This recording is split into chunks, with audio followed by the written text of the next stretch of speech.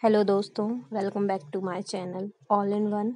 मैं आज आपको बताने वाली हूँ होममेड काढ़ा, जिससे हमारे इम्यूनिटी भी बढ़ेगी और ये फीवर में भी बहुत लाभदायक है। इसे आप दिन में एक से 2 बार ले सकते हैं, आधा कप या 1 कप आवश्यकता अनुसार।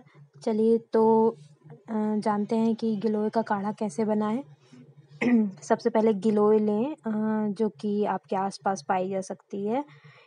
गिलोय को पहले अच्छे से कूट लें, इसका रस निकाल लें और 1 गिलास पानी में इसको डाल लें। फिर उसके बाद अदरक को भी कूट लें अच्छी तरह से।